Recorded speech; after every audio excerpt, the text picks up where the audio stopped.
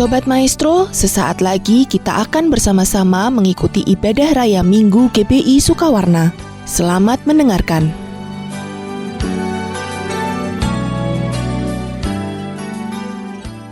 Mari Bapak Ibu Saudara, kita sama-sama berdoa.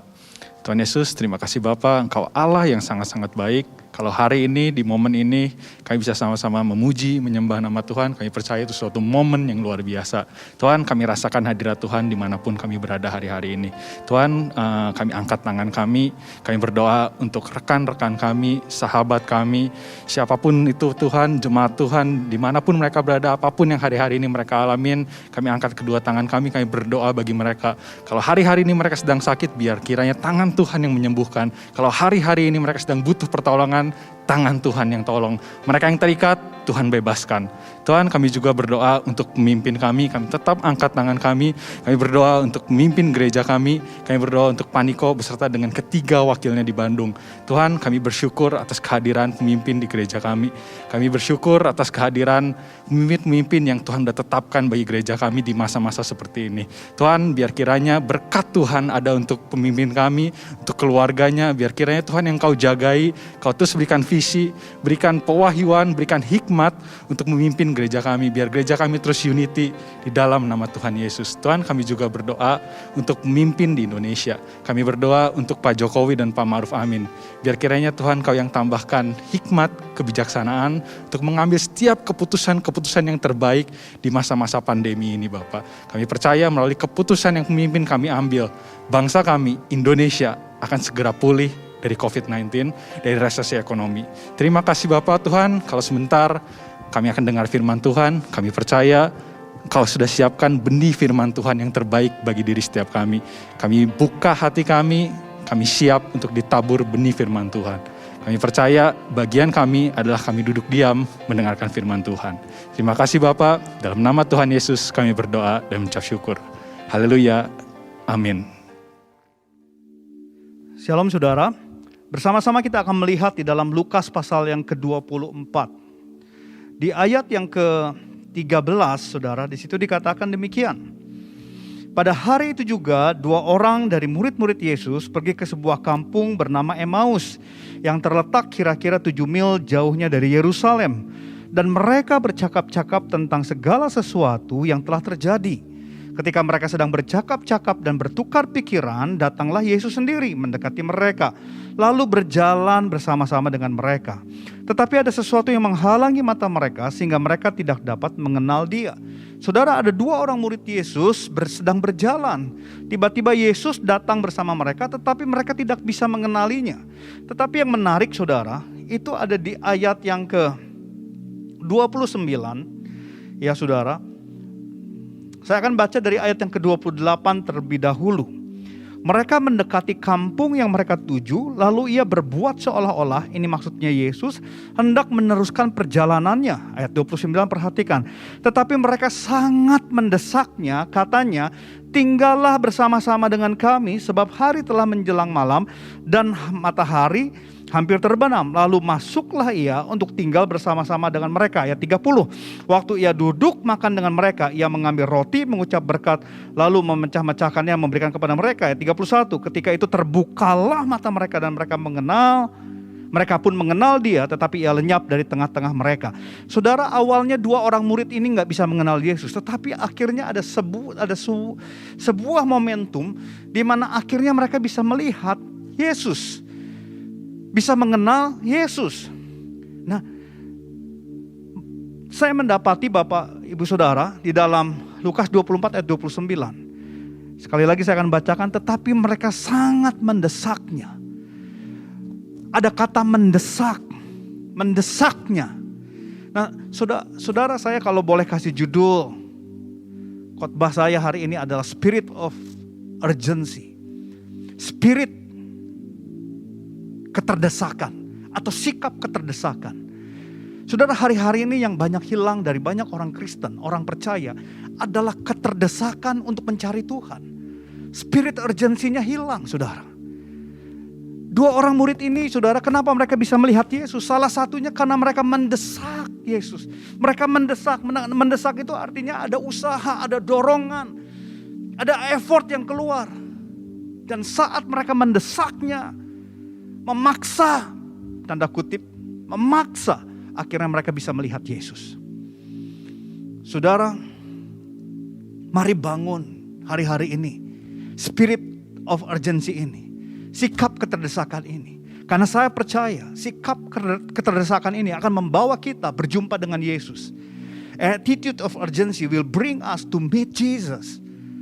Waktu kita punya keterdesakan dalam hati kita, yang terekspresikan melalui tindakan dan sikap sehari-hari kita untuk mengejar Tuhan, maka cepat atau lambat kita akan berjumpa dengan Yesus. Dan saya percaya perjumpaan dengan Yesus akan membawa perubahan.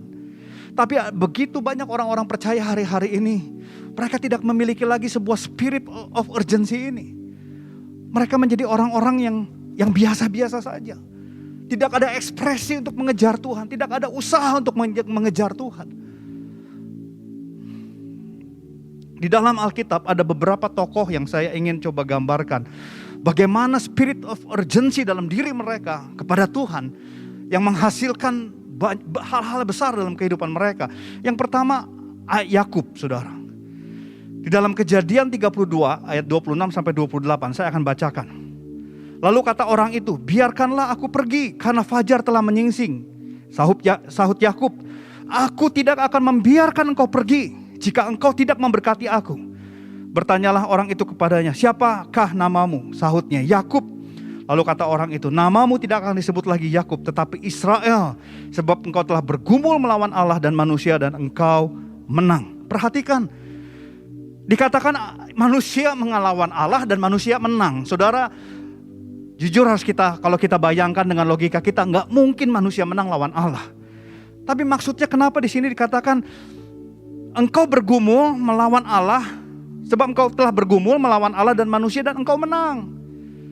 Kok bisa Yakub menang melawan Allah, saudara?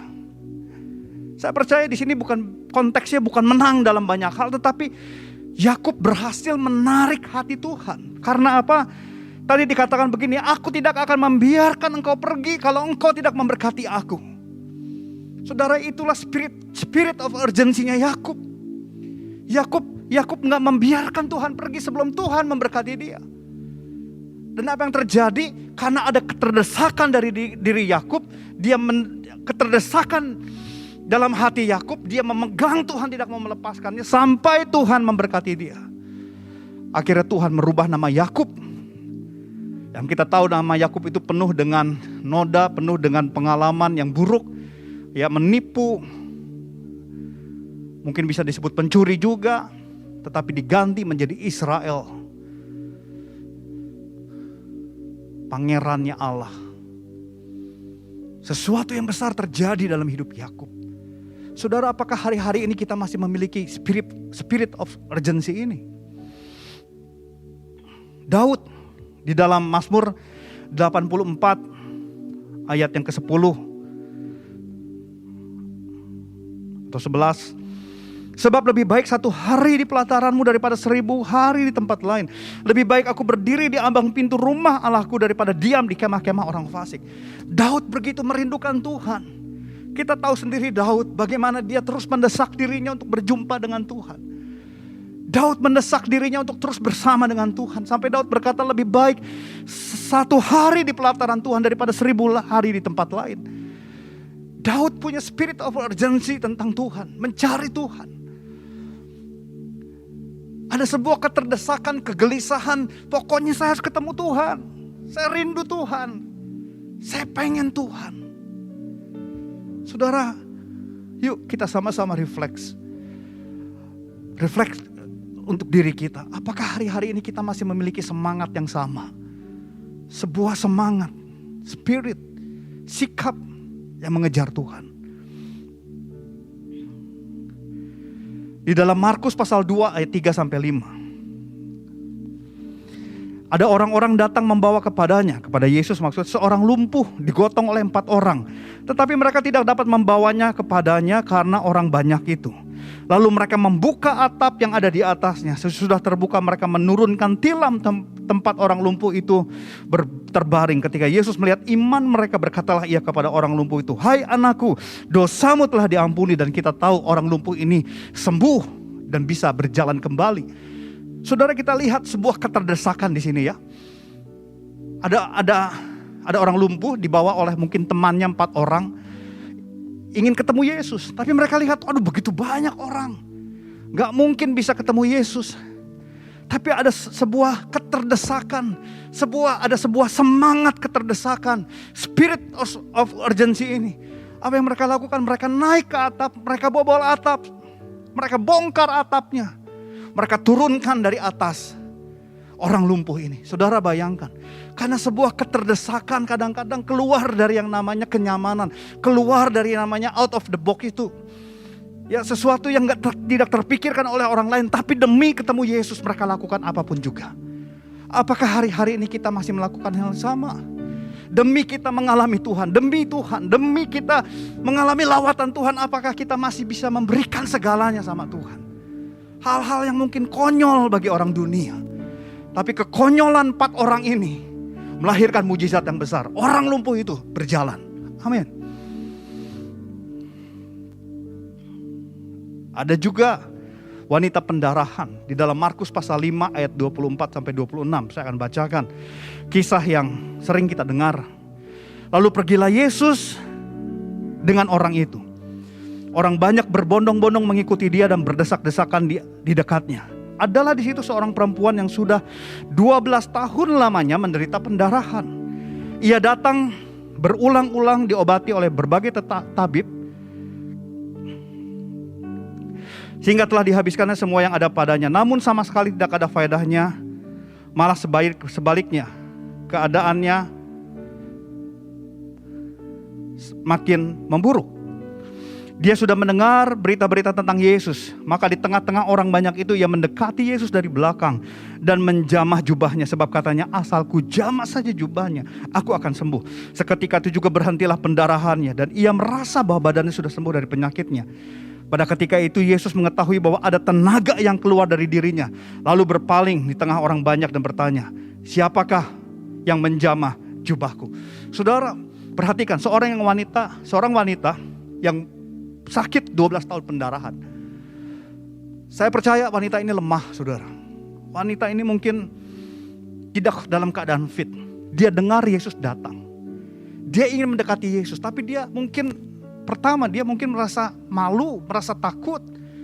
Dan bahkan dia melihat ada begitu banyak orang mengelilingi Yesus. Tapi saudara, karena ada sebuah spirit of urgency.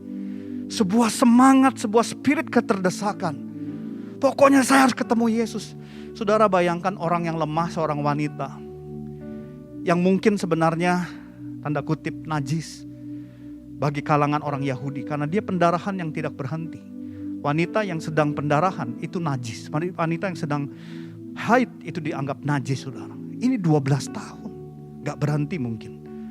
Saudara, tapi wanita ini gak peduli. Dia berjalan. Melewati begitu banyak orang. Mungkin dia melewati begitu banyak penghinaan saat itu. Dia lupakan rasa malunya.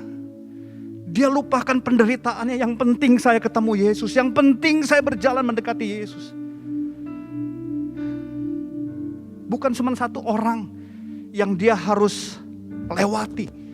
Mungkin puluhan, mungkin ratusan orang dia harus lewati. Mungkin ada yang kenal berkata, dia orang najis. Tapi dia gak peduli, dia terus dekati Yesus. Dalam pikirannya hanya satu. Asal ku jamah saja jubahnya, aku akan sembuh. Dan Alkitab mencatat, dia menjamah jubah mungkin di belakang daripada Yesus. Alkitab berkata ada tenaga yang keluar dari Yesus. Iman, spirit of urgency dari wanita ini yang melahirkan kesembuhan, yang mengalirkan kesembuhan. Iman wanita ini membuat Yesus harus mengeluarkan tenaganya. Harus menyatakan mujizatnya saat itu. Saudara, Tuhan sedang mencari orang-orang yang memiliki semangat seperti ini hari-hari ini. Orang-orang yang mau memberikan segalanya untuk Tuhan. Orang-orang yang mau menjadikan Tuhan yang pertama dan utama dalam kehidupannya. Karena keterdesakan dalam dirinya. Dia terus mengejar Tuhan. Ada Zakheus, saudara. Lukas pasal 19 ayat 3 sampai 5. Saya akan bacakan. Ia berusaha untuk melihat orang apakah Yesus itu. Ya, Zakheus adalah orang berdosa, pemungut cukai, dia orang pendek. Tapi dikatakan ia berusaha untuk melihat orang apakah Yesus itu, tapi ia tidak berhasil karena orang banyak. Sebab badannya pendek, maka berlarilah ia mendahului orang banyak lalu memanjat pohon ara untuk melihat Yesus yang akan lewat di situ. Ketika Yesus sampai ke tempat itu, ia melihat ke atas dan berkata, Zakheus, segeralah turun, sebab hari ini aku harus menumpang di rumahmu. Saudara, Zakheus orang berdosa, orang pendek. Dia hanya penasaran Yesus seperti apa. Tapi rasa penasaran itu membuat keterdesakan. Dia berlari, dia paksa dirinya berlari. Zakheus bukan orang, maaf saudara, dia orang yang punya uang. Walaupun dia dibenci, walaupun dia orang berdosa, dia punya uang. Tapi demi Yesus dia gak peduli. Dia lari, mendahului orang banyak itu, naik ke atas pohon. Orang pendek naik ke atas pohon, dia berusaha. Yang penting saya mau lihat Yesus. Karena spirit of urgency daripada Zakheus inilah. Yesus melihat ke atas dan berkata, Zakheus turun, aku harus menumpang di rumahmu. Sampai Yesus berkata, aku harus menumpang. Bukan mau, bukan hanya sekedar mau, tapi harus. Kenapa Yesus sampai harus? Karena saya percaya keterdesakan daripada Zakheus untuk melihat Yesus, menarik Yesus ke rumahnya, menarik Yesus untuk tinggal di rumahnya. Saudara, keterdesakan kita untuk mencari Tuhan akan membawa kita berjumpa dengan Yesus. Yang setuju katakan amin. Attitude of urgency will bring us to meet Jesus. Sikap daripada urgency ini akan membawa kita berjumpa dengan Yesus. Dan waktu kita berjumpa dengan Yesus, Alkitab berkata, ia menjadikan segala-galanya baik. Saat ini seberapa banyak kita mau mengalami perjumpaan dengan Yesus? Yang mau katakan amin. Yang mau katakan amin. Karena perjumpaan dengan Yesus akan mengubah banyak hal. Yang setuju sekali lagi katakan amin. Yang kurindukan menyenangkanmu, jadikan dirimu tempat pertama dalam hatiku, mengasihimu sepanjang hidupku. Yesus, kau segalanya bagiku. Yang kurindukan menyenangkanmu, jadikan dirimu tempat pertama dalam hatiku, mengasihimu sepanjang hidupku. Yesus, kau segalanya bagiku. Mari yang mau menjadikan dia yang pertama, katakan. Yang kurindukan menyenangkanmu, jadikan dirimu tempat pertama dalam hatiku, mengasihimu sepanjang hidupku. Yesus, kau segalanya bagiku. Spirit of urgency, sebuah semangat keterdesakan, akan membawa kita mengalami perjumpaan dengan Yesus. Dan perjumpaan dengan Yesus akan mengubah hidup kita. Saya rindu setiap kita semua, ayo ambil keputusan untuk membangun kembali sikap, semangat ini dalam kehidupan kita. Mengejar Tuhan. Sekalipun ada harganya, kita terus mau mengejar Tuhan. Yang mau katakan amin. 2 Timotius 4 ayat 2. Di dalam Amplified Bible ataupun di dalam Philip Bible ditulis begini. Never lose your sense urgency. Jangan kehilangan sense of urgency ini. Jangan pernah kehilangan sebuah sikap keterdesakan untuk mengalami Tuhan. Biarlah kita terus memiliki sebuah kegelisahan. Kok rasanya Tuhan gak jawab doa saya? Kok rasanya saya gak mengalami hadirat Tuhan? Kok rasanya Tuhan jauh? Ada sebuah kegelisahan yang mendorong keterdesakan untuk kita terus mencari Tuhan.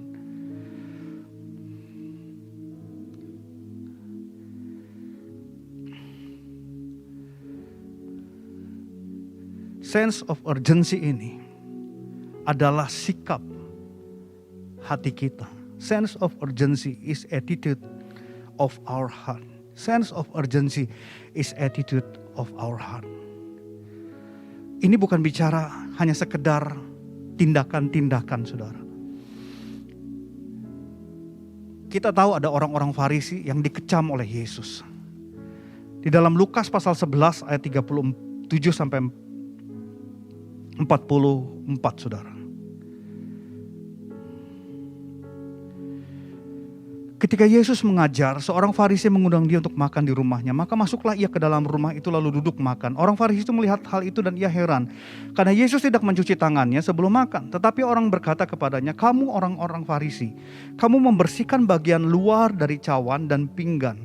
Tapi bagian dalamnya penuh dengan rampasan dan kejahatan. Hai orang-orang bodoh, bukankah dia yang menjadikan bagian luar? Dia juga yang menjadikan bagian dalam. Tetapi celakalah kamu, hai orang-orang Farisi, sebab kamu membayar persepuluhan dari selasi, inggu dan segala jenis sayuran, tetapi kamu mengabaikan keadilan dan kasih Allah. Yang satu kamu harus lakukan dan yang lain kamu abaikan. Celakalah kamu, hai orang-orang Farisi, sebab kamu suka duduk di tempat orang-orang ibadat dan suka menerima penghormatan di pasar. Celakalah kamu, sebab kamu seperti kubur yang tidak pernah memakai tanda. Orang-orang yang berjalan di atasnya tidak mengetahuinya. Saudara, Yesus mengecam orang Farisi karena apa? Mungkin mereka melakukan kegiatan keagamaan sepertinya mereka mencari Tuhan. Mereka ke rumah ibadat. Mereka membaca Taurat. Dan kita tahu kalau mereka membaca Taurat, banyak kewajiban-kewajibannya, saudara. Ya, kadang-kadang mereka harus memakai alat di tangan supaya itu sedikit memberi rasa sakit supaya mereka terus membaca Taurat. Kalau kita perhatikan orang Yahudi begitu banyak cara yang sepertinya dari luar kita melihat, wah mereka mengasihi Tuhan. Sepertinya kita melihat, oh mereka mengejar Tuhan. Tapi Yesus mengecam mereka. Yesus berkata begini, bukan bagian luarnya yang penting, tapi bagian dalamnya. Bukan masalah kita ada di gereja hari ini, oh Pak saya punya spirit of urgency karena saya ada di gereja. Karena saya punya jabatan di gereja. Karena saya melayani di gereja. Kita masih bisa ada di gereja. Kita masih bisa melayani. Tapi bukan yang di luar, tapi yang di dalam.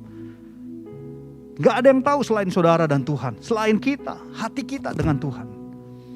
Oleh karena itu ini baik untuk saat ini kita merefleksi diri kita. Bagaimana dalam kita. Jangan sampai kita rajin di gereja, tapi ternyata hati kita jauh dari Tuhan. Terakhir dari saya, musuh utama daripada spirit of urgency adalah zona nyaman. Musuh utama daripada spirit keterdesakan ini adalah zona nyaman. Zakheus kalau dia merasa nyaman, dia gak perlu naik pohon. 4 orang yang mengangkat orang lumpuh, kalau mereka mau nyaman ya sudah, oh penuh, ya sudah kita pulang lagi ke rumah. Itu kenyamanan. Tapi mereka menerobos kenyamanan. Mereka melakukan breakthrough di situ. Keluar dari kenyamanan, keluar dari kebiasaan. Zakheus naik pohon. 4 orang ini, mereka bingung, mungkin awalnya bingung gimana ya. Tapi mereka pikir, naik ke atas, kita bongkar atapnya. Orang lain gak kepikir, mereka kepikir. Mereka keluar dari zona nyaman mereka. Saya coba untuk rangkum tanda-tanda atau ciri daripada orang-orang yang merasa nyaman, saudara. Yang pertama, tidak berani mencoba hal baru dan tidak berani mengambil resiko. Tidak mau mengubah persepsi dan cara pandang. Ini yang sulit. Tidak mau mengubah mindset dan cara pandang. Ketiga, selalu menyangkal dan membantah untuk mempertahankan kenyamanannya. Selalu merasa benar. Keempat, sering dihantui keraguan. Kelima, takut kehilangan. Saudara, kenapa kita gak mau lagi untuk mengejar Tuhan dengan membayar harga? Mungkin kalau ada harganya harus dibayar dengan apapun juga. Karena mungkin ada 5 hal ini dalam diri kita. Kita takut kehilangan. Kita gak berani, terlalu resiko. Menurut kita, kita paling benar. Dan waktu kita ada di comfort zone ini, sebenarnya kita sedang jauh daripada Tuhan itu sendiri. Sehingga Daud selalu berdoa di dalam Mazmur 26 ayat yang kedua. Ujilah aku ya Tuhan dan cobalah aku.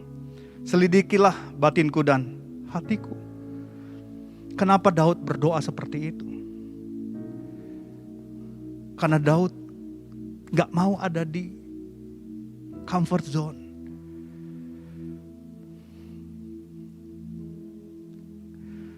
Gembala Sidang sering bercerita tentang ayat ini ketika beliau juga mendapatkan nyanyian daripada ayat ini. Ujilah aku Tuhan. Mungkin banyak orang mencemooh, itu lagu orang sombong. Siapa dia sampai berani berkata, ujilah aku ya Tuhan. Tapi saya percaya ini bukan bicara kita hebat, kita sombong. Tapi sebuah pernyataan bahwa Tuhan, uji saya, bawa saya. Supaya Tuhan tahu bahwa saya tetap mengasihi Tuhan sekalipun dalam ujian, sekalipun dalam situasi gak enak. Daud pun sama. Tuhan, saya gak mau ada di comfort zone. Karena Daud tahu comfort zone itu cepat atau lambat membawa Daud jauh daripada Tuhan.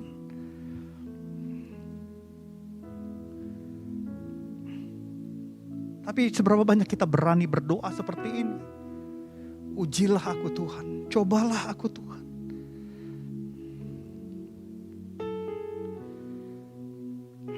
Mazmur 139 ayat 23. Selidikilah aku ya Allah dan kenalah hatiku. Ujilah aku dan kenalah pikiran-pikiranku. Lihatlah apakah jalanku serong dan tuntunlah aku di jalan yang kekal. Sekali lagi Daud berkata, Tuhan kalau perlu uji aku. Supaya aku gak serong. Tuntun aku. Supaya aku ada di jalan yang kekal. Mazmur 119 ayat 71. Bahwa aku tertindas itu baik bagiku. Supaya aku belajar ketetapan-ketetapan. Terkadang tertindas itu sakit. Diuji itu gak enak saudara.